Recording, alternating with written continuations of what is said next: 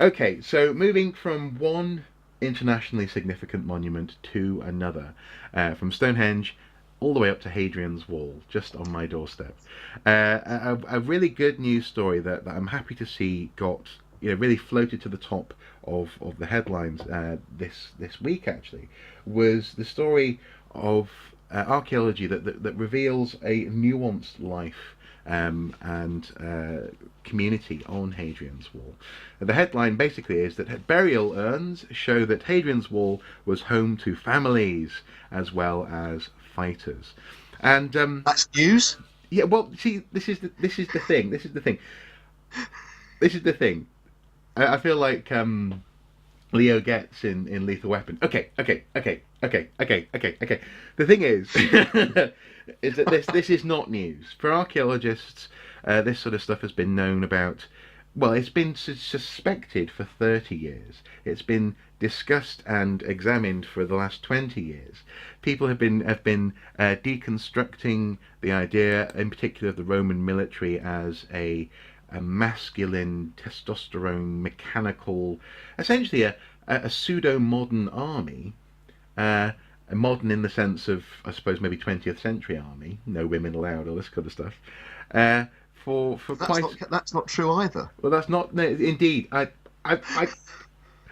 you know what I mean. People have I know been what you mean. we've been pulling it apart for a while. We've been actually basically re-examining what the Roman army was. It wasn't. People often talk about military machine. It wasn't a military machine. It was tremendously based on human action and human community. And wherever the Roman soldiers went, yes, okay, infamously, you might have had prostitutes and all this sort of thing, but crucially, you had butchers, bakers, candlestick makers. You had people who did the maintenance of armour. You had Roman soldiers setting up their own community interests, getting married locally. We've known about this from gravestones for decades as well. But the reason why I'm highlighting this, though, is that not only is it nice that people are talking about it, but even the Daily Mail, hallelujah, seem to get the message with a slightly bizarre headline, again reflecting a very outdated view of the Roman military, but nonetheless, the headline was Hadrian's Wall home to families? Well, okay, that's the story is yes, it was. Okay, remains of mother and child buried in the third century suggest the fort wasn't just for military men. Even Britain's most popular newspaper is finally publishing this sort of news article, and I think that can only be a good thing. It's come as a result of a 2.5 million pound, no, so 1.8 million pound, 2.5 million dollar investment at Burdelswald, Roman fort site on Hadrian's Wall by English Wonderful Heritage. site. Yeah, absolutely. And I simply had to do my best to try and spread the message a bit further. It's Hadrian's Wall. Hadrian's Wall is a complex monument. Absolutely. I mean, I was delighted as well when you chose this one because I'm a Romanist at heart. It's where my interest in history and archaeology began, really. Well, actually, no, it began with reading Eagle of the Ninth. And if you, but Was it and again, BB-8? that's something. BB-8? Oh no, that's a Star Wars droid. What's the pottery again? Which one? The Roman pottery that you like. Oh, BB2. BB2, that's it. So yeah, Yeah. BB8 is from Star Wars. Eagle of the BB2 Ninth came first. BB2 came later.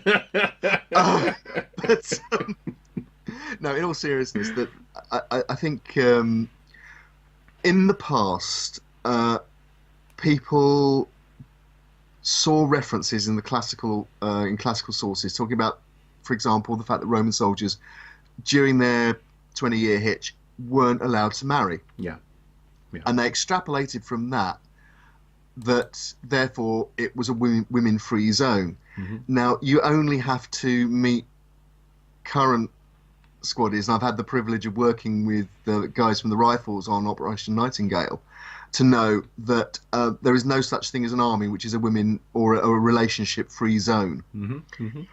Hmm. People are people, and I think people try to create this image of this perfect male military machine, as you describe it.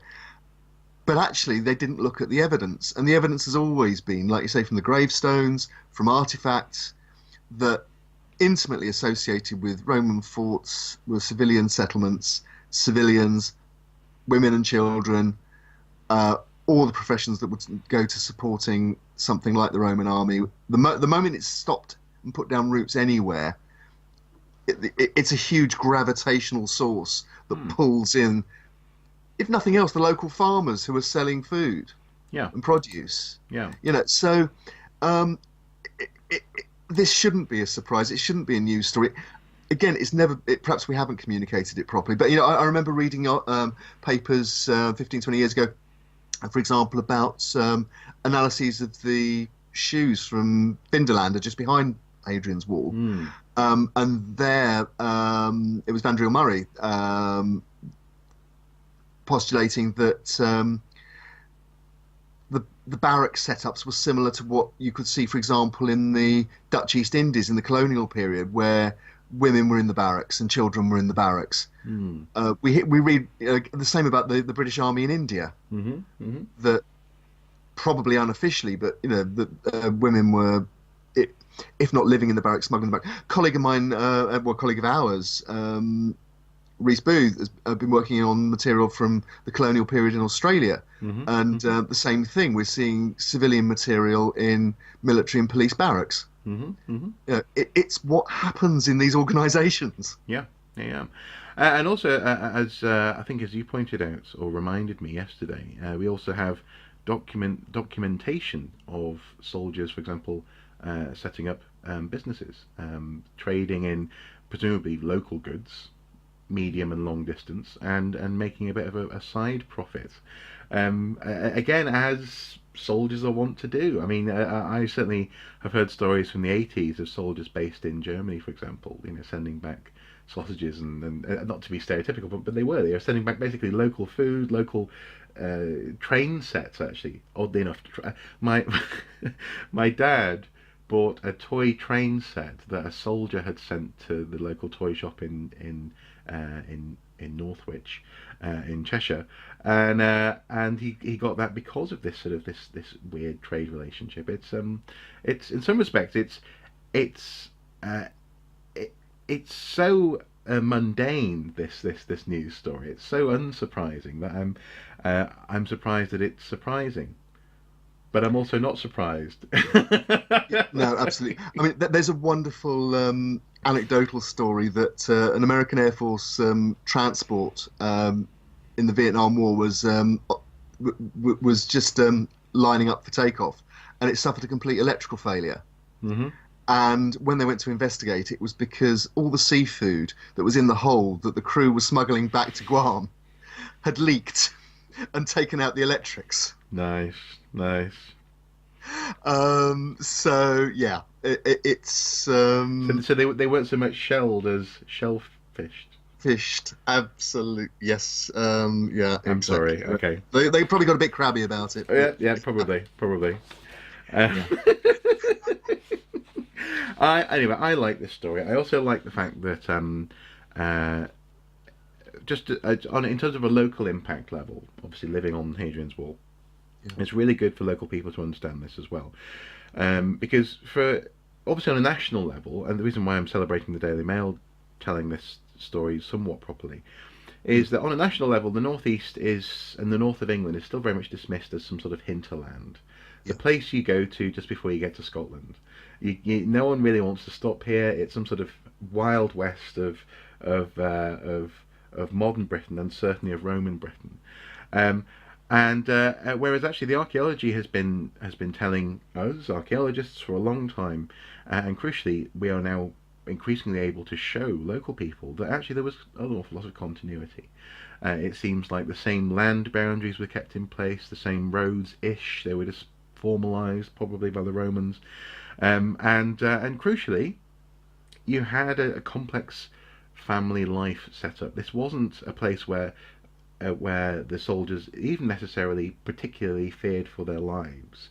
It seems as though actually, and indeed there's also some good evidence to show that parts of Hadrian's Wall were more or less a form of R&R for troops. You'd have people sent up from the 10th perhaps, no, so the 20th perhaps, Legion in Chester, on secondment to the wall to build, a mile or two, in order to try and get away from the rigour of dealing with the locals.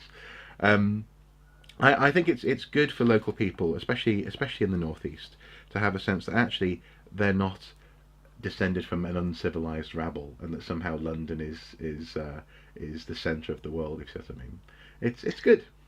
Absolutely, and I think actually, accidentally, its purpose, whatever its purpose was, whether it was a military barrier, a customs barrier, a statement of the extent of the empire, a mixture of all of those and other things too. A surrealist What experiment.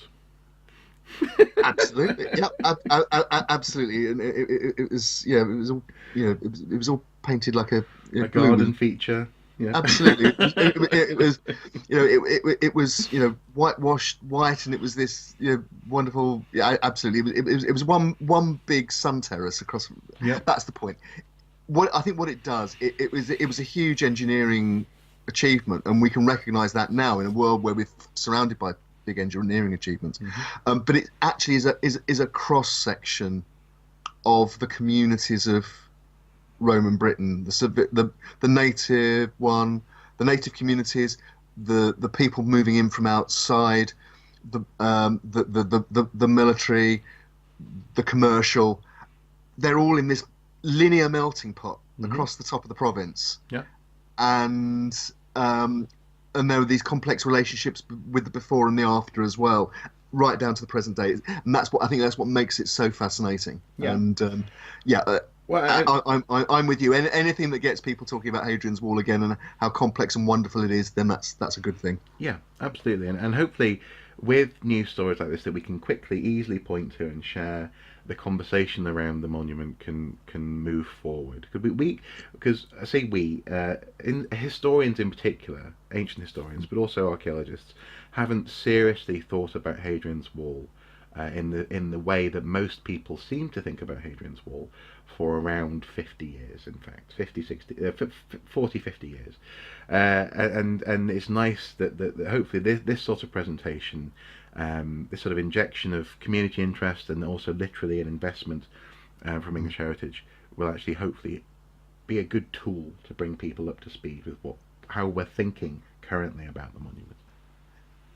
I think, I mean, just winding up this conversation about Hadrian's Wall, I'd just say to anybody who's watching us, and even if you're not a Romanist, if you haven't been to Hadrian's Wall yet and you get the chance, just go, because I can't think of many more rewarding experiences for anybody who's interested in the past in general. It is just this spectacular, wonderful, human monument that is, 72 miles of just fascination that you'll never get to the bottom of and never learn everything about in a lifetime. It's a World Heritage Site and it fully justifies it. Yeah, yeah. I suppose I would say, just for people because sometimes people come to Hadrian's Wall and they're surprised that it's not all, like those sections of the Great Wall of China. It's not all extant and intact, but the landscape that it passes through demands your attention, and it also demands that you ask questions about border landscapes and these political relationships between places. So even if you're not, as you say, not into the Romans, there's an awful lot to think about on Hadrian's Wall. Absolutely. Definitely. Okay. Yeah.